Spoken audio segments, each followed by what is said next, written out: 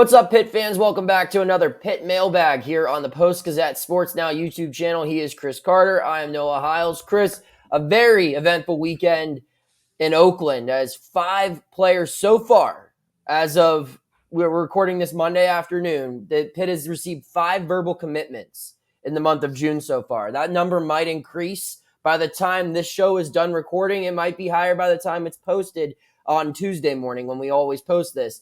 But it's been very active on the recruiting front for Pitt. Pitt basketball continues to remain in the mix for some guys in the transfer portal.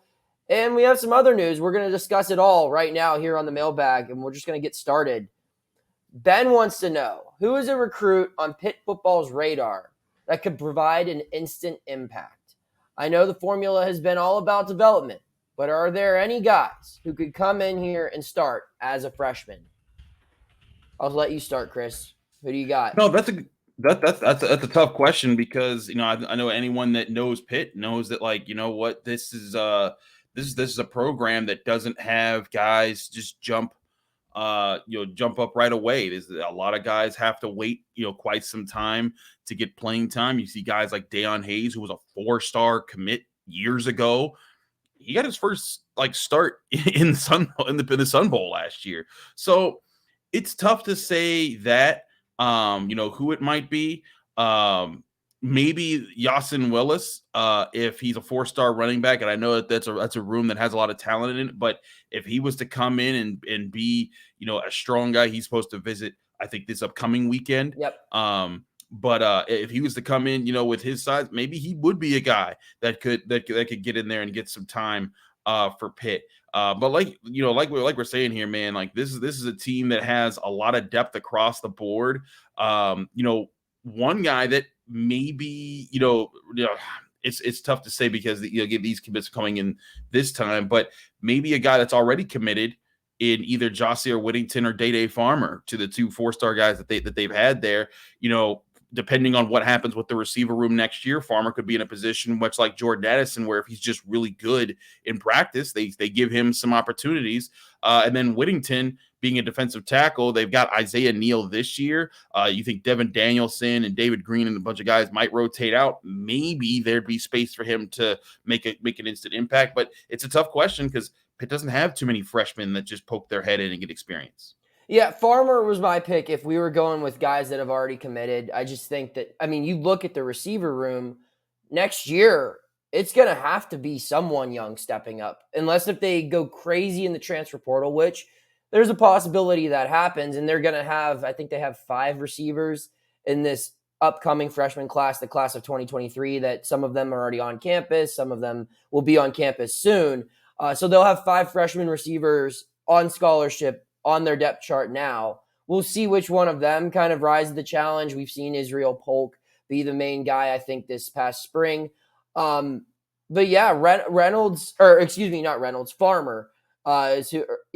Rick Darius Farmer, Day Farmer. He's the guy, the 4-star. He's probably the highest rated national recruit that Pitt has signed so far. I know Whittington is the highest ranked in the state. He's the number 1 player in the state of Pennsylvania. But Whittington, just like you said, Chris, and I know that they're replacing a lot on the defensive line next year. But that position's just always loaded. Charlie Partridge got a factory going. Yeah, I don't ever see a freshman starting on that defensive line. Maybe a redshirt freshman, but not a true freshman. Another guy that I have no idea how deep he is in with Pitt is Brian Robinson. He's a linebacker from Austintown Fitch High School. He's made 9 unofficial visits to Pitt. And he's just an absolute monster of a human when you see him. He looks like someone who could play high-level college football right now as a high school senior. I remember talking to him during a spring practice, and he's in the mix for some other big schools. I think Rivals has him projected to go to Michigan as the favorite. But he keeps showing up on Pitt's campus. And I think one of his teammates just committed to Pitt earlier this week. So with that all taking place, if they could get him, and I don't know if he would be someone that they would play as a weak outside backer or an edge, or maybe they would switch up some defensive packages just to fit his kind of skill set. But I think he's not someone that would be like a Haba Baldonado and be like someone who could be a strict defensive line type. I think he could play a little bit of outside backer, and someone with his size and physicality could be a guy that could come in and provide an instant impact. Should Pitt land him, anytime you're in the mix against a program like Michigan or other high profile, top tier in the game of college football, I mean, Pitt's got its work cut out just for landing him. So if they could land him, yeah, that's a big win. I also like your pick, Carter, the running back from was it New Jersey?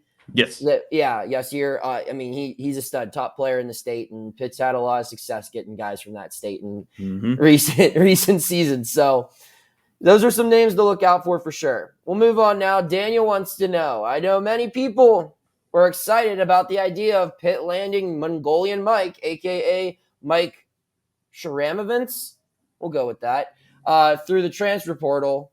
But would he actually be a good fit on Pitt's roster? So last week it surfaced, I believe it was Wednesday or Thursday, that Mike Sharavjamts, freshman from Dayton, a 6'8" forward, known as Mongolian Mike, has Pitt in his top 5 landing spots for the transfer portal. The others are Memphis, Nebraska, Indiana, and San Francisco. Former 4-star guy, former top 100 player in the country, was a big-time get for Dayton last year. Not a great scorer, only 5.6 points a game, but does a really good job of, ball movement, defense. I think averaged like 3 assists and 3 rebounds a game. Started 20 games, played in 32 for Dayton. Carter, just looking at his stat sheet, obviously I don't expect you to be the Mongolian Mike insider. I mean, if you are, that'd be cool. But like, does this guy have a fit on Pitt's roster with that one final scholarship? Yeah, totally. We went to Dayton. I talked to him actually. Oh, no. Is that right? Yeah. No, but I think the thing is that in the little bit that I was able to watch of him in time with Dayton, like you said, he gets the flow of offense. He's gonna be a veteran presence who can come in and help maneuver the ball around, work spacing, work it to the right guys, and be a plug and play type of guy that can just. You can ask that of him and he'll understand. He won't try to take over games unnecessarily. And I really do think that that's part of what Pitt needs. They need a veteran presence who can be on the court, calm things down, get the offense going, and when things struggle. I think one of the biggest things that young teams often go through when they're punched in the mouth, when their shooting isn't going the right way, or the other team gets out on a run, they need to be able to respond quickly. That's something that Pitt had all last year. Nelly Cummings, Jamarius Burton, all those guys, Blake Hinson, Greg, they knew when it hit the fan, we got to cut this off right now. Stay focused, lock back in. That's it, and Pitt fans may think like, oh, that sounds easy. It's not. It's a focus thing. It is something that when there's all these other factors that are going in and all these guys trying to play together, you need people that are going to help be glue pieces. And I think that Mongolian Mike could be a glue piece himself. I also don't know how to properly pronounce his last name. I tried to like look it up, and I heard like 2 different ones, and I was I'm going with Sharavjamts. I don't know. Sharavjamts. Sharavjamts is what I'm going with. Oh, Sharavjamts. All right. The J is silent in my mind only. So for me, I don't think this guy has a fit here because from the people I actually have talked to people who know him, this guy seems like a player who wants to get to the next level soon. He entered his name into the NBA draft process this offseason after just 1 year at the collegiate level, and Pitt's not going to be able to provide what he wants. He's not going to start at Pitt if he comes here, not over the other guys that they brought in. Maybe he beats out Zach Austin for a starting spot, but if you're hoping to improve your next level stock, it ain't happening on a team that it's 3 deep at every position at least. You would look at Mongolian Mike, in my opinion, he would have been a perfect fit for Pitt if Blake Hinson went to the NBA. You could plug him right in Blake's spot, and he wouldn't be the leading scorer, but that's the hole you fill right there. But with Blake back, I mean, you're looking at now. Do you sacrifice minutes for Marlon Barnes Jr.'s development to play Mongolian Mike? Or Zach Austin, a guy who came in here through the transfer portal and has multiple years of eligibility left? I mean, you've already got a lot of mouths to feed on this roster. I don't think adding someone who's NBA hungry, someone who's not invested as a long-term thing, That's not going to work, especially as a forward. If it's a guard, maybe. Like you mentioned, getting veteran leadership in the backcourt would be great, but that's going to be a challenge in itself, trying to divvy up all the playing time. But when you look at the front court, I mean, that's where the most talent on your team is. Adding one more person into the mix there, I don't think Mongolian Mike is the answer for Pitt. If he ends up there, I mean, it would be fun to cover him. Don't get me wrong. I mean, he's I think he has like more, just based on his stat line and stuff, it seems like he plays more of a European game where it's a little bit more finesse, less physicality, can get others involved. Similar to what we maybe see from the Diaz-Graham twins, but probably a better ball handler. But yeah, I just don't think that Pitt is exactly what he's looking for. I think he wants to go somewhere where he can be the star, and he won't be that at Pitt. He just won't be. So Andrew wants to know, which road matchup is more important for Pitt football's 2023 season, West Virginia or Notre Dame? We know the kickoff times for both of these. West Virginia on the 16th, 7:30 on primetime ABC. And at Notre Dame, I believe that's October 29th, if I'm not mistaken, 3:30 on NBC, as is every Notre Dame game. This is interesting, Carter, I think, because they're at different points in the season. They're different statuses of programs. They're both rivals of Pitt. Obviously, West Virginia, a bigger one than Notre Dame, but no one likes playing Notre Dame. Everyone wants to beat Notre Dame, and Pitt and Notre Dame have a history. If you're Pitt and you could only win one of these two games, which one do you win? I feel like the board answer would be Notre Dame, the higher ranked profiled team. It'll be a big news thing. I think it would be a big boost to their resume later in the year. But I wonder if you're facing West Virginia, if a West Virginia loss would hurt, even more. And you think about losses more, so your losses hurt more than wins help sometimes. And so that's why I actually tend to think maybe West Virginia. It's not just that I can get to keep making my 13-9 jokes and then not have a comeback. It's that I do think that West Virginia isn't supposed to be a powerhouse this year. Notre Dame, I think, is a lot of people looking at as a potential riser in college football. They got a new coach. He's instituting things around there. They're starting to believe in themselves.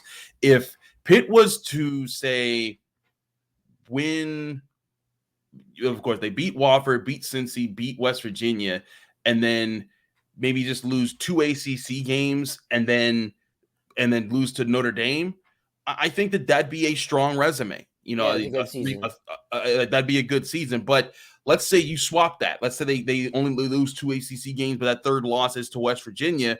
Then you're going to have people saying, I don't know, they played the weak ACC and they snuck Notre Dame, but are they really good because they lost to West Virginia? And I think that would be, you could make an argument in either side there, but I just think having the solidified, not losing to the opponent that I don't think will end up ranked as high, I think that might be the safer play for Pitt. I want to see something. I want to see when Cincinnati goes into the Big 12. Are they already in it? No, I think it's another couple of years. Okay. Well, regardless, I agree with you, Carter. It's got to be West Virginia here, simply because Pitt's going to go into that road game as a favorite, and it could be a heavy favorite. Like, I'm thinking a touchdown or more. I don't think it's out of the question because West Virginia, let's be real, and this isn't like, I have no dog in this fight. I don't care either side, but I just want to see a good game.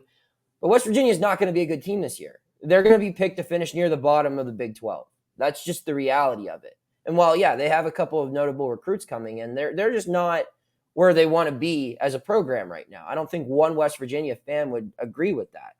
I think everyone, I should say, would agree with that statement, that they're nowhere near where they want to be. Pitt should win that game. Pitt's going to be a favorite in West Virginia's house.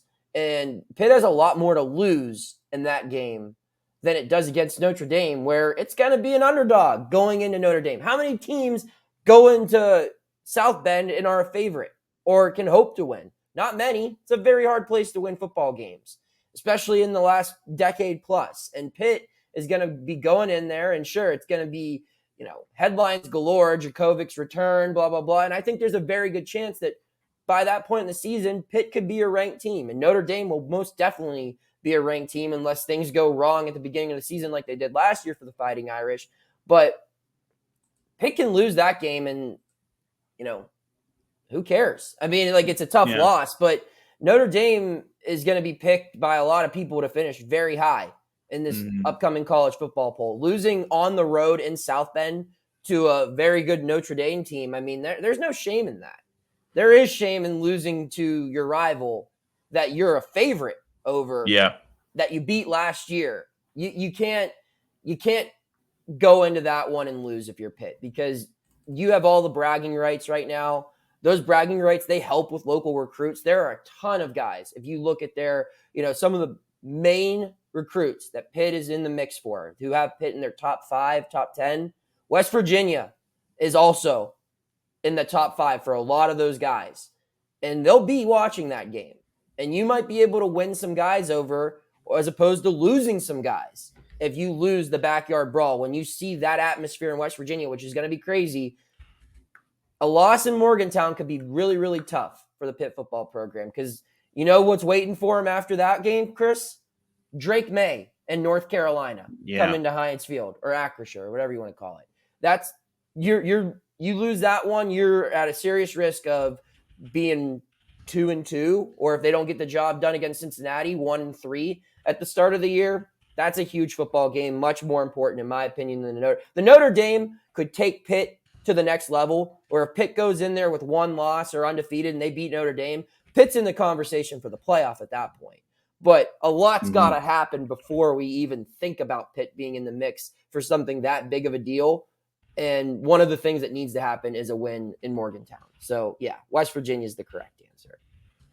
Wayne wants to know, with most of the notable coaches in the ACC, we're talking basketball here, either retiring over the past few years or quickly approaching retirement, does Jeff Capel have a shot at becoming one of the league's top coaches? Let's go review real quick. So Coach K is gone. Roy Williams is gone. Jim Boeheim's gone. Who could ever forget that one? Jim Larenega's got to be approaching retirement soon because he's not getting any younger. Leonard Williams is getting older. What we say? He's 74. Yeah, 74 years old. Yeah, and so those are 5 of the more notable guys. Carter, I mean, looking around the league, do you think that, Jeff could be one of the staples of ACC basketball moving forward?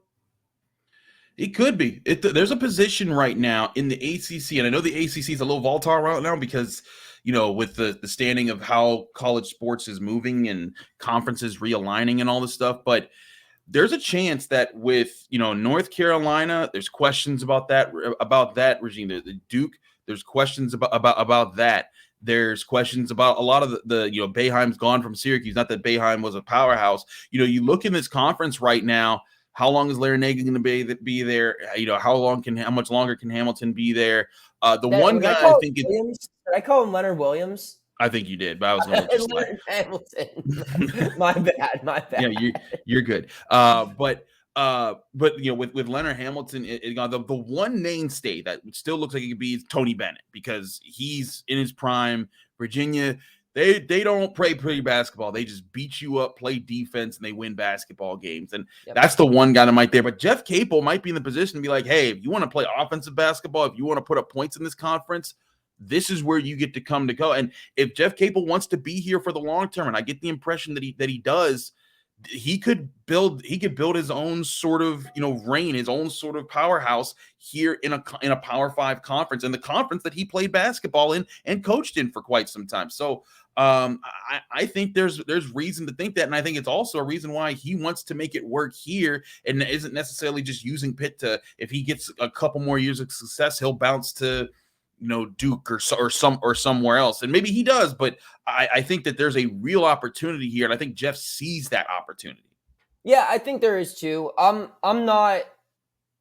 don't know. Like, Jeff had a great season last year. He was the league's coach of the year for it, obviously, but we got to think, let's see you do it again before we even think about putting you in the same spot. And there's other guys who have been around lesser years than Jeff. We could go with Shire, for example, at Duke. I think Shire has a better chance of becoming one of those mainstay names simply because John Shire inherited a Lamborghini, and all he has to do is not wreck it. And I think that, for all the success that Pitt had and everything. I mean, in Shire's first year, his team won the ACC tournament, won a game in the NCAA tournament, and they're going to be really good next year. So I think Shire could be up in that conversation, but Jeff could be as well. It's just this next year is a really big indicator for Capel and the Pitt basketball program as a whole. Was last year a flash in the pan, or are they going to be able to make this a consistent thing? I think the opportunity is certainly there. I think that Jeff Capel is a good basketball coach, but it depends on a lot of factors, especially when you're depending on freshmen. You're going to need some luck. You're going to need some guys to step up. And if that can happen and they can continue to be a threat in this league, then absolutely Jeff Capel has the route right in front of him to become, maybe not, like I said, a Tony Bennett, but right beneath him as one of the top 3 to 5 guys that every year you expect his team to be competing day in and day out for an ACC title in basketball. So we move forward now to our final question. Is from Adam. Adam wants to know, we all know Rodney Hammond Jr. is going to be the starting running back this year for Pitt, but who will be behind him on the depth chart and how much of a role will that player have? I'll start with this one, Carter. So Pitt has a very interesting stable behind Rodney. You have Derek Davis Jr., who transferred in from LSU this past offseason. You have Daniel Carter, who was used as a fullback, although he does not like being called a fullback.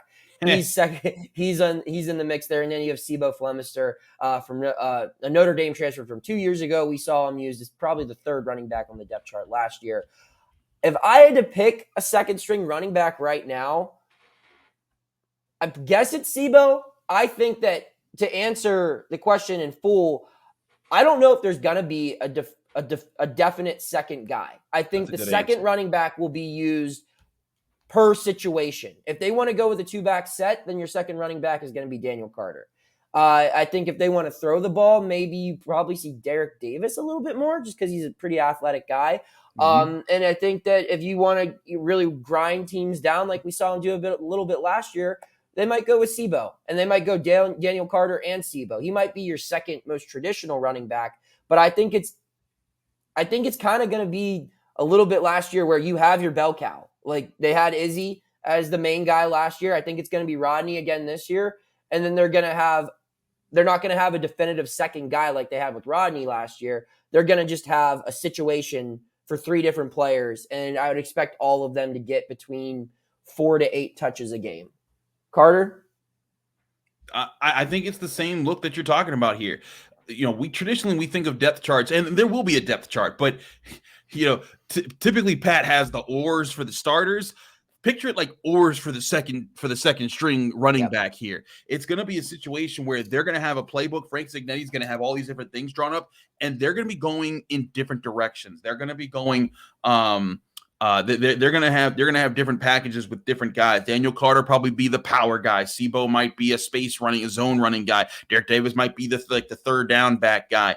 I think that's more the route that they're gonna go. I wouldn't be shocked if Derek Davis ends up getting more snaps because of his athleticism that he brings in, and they might try to use that. And also depends on how well he fits into the playbook.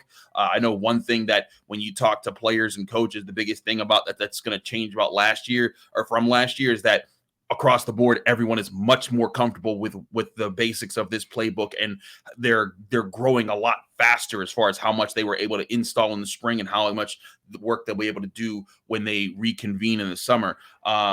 But I think that, it's the running back situation isn't going to be your typical, Najee Harris, Jalen Warren, if you think for the Steelers. It's going to be more like, Rodney Hammond, and then the backups all have different roles specifically that Frank Signetti draws up. Yeah. And I mean, I think another thing too is you have guys who can return kicks. You won't probably have your starting running back returning kicks, or maybe they will. Who knows? They sure did last year. And they did in the spring game too. They had Rodney returning kicks. Yeah. Carter, I think that's all the questions we got. Anything before we wrap it up? Nope. Just it's nice days outside, so I hope that everyone's enjoying their time. Getting to see it, but we'll see how recruitment continues for both sides. Pitt basketball high up and ranked in recruiting, Pitt football high up ranked in recruiting right now, and things can always change, but things looking good for Pitt right now as far as the spring recruitment process. We'll have some recruitment coverage on the Post-Gazette site, just waiting to find out who some of these other verbal commits are so far this week. But you can check that out at post-gazettesports.com. You can hit that subscribe button if you haven't already to the Post-Gazette Sports Now YouTube channel. We'll have all of your Pittsburgh sports coverage you can depend on this channel every single day. We'll see you next time. Thank you for checking out this content from Post-Gazette Sports. If you liked the video, please like it and subscribe to our YouTube channel. If you enjoyed it on Apple Podcasts, please rate us 5 stars on Apple Podcasts. For 6 months of digital access to post-gazette.com for just $6, click the link down in the description.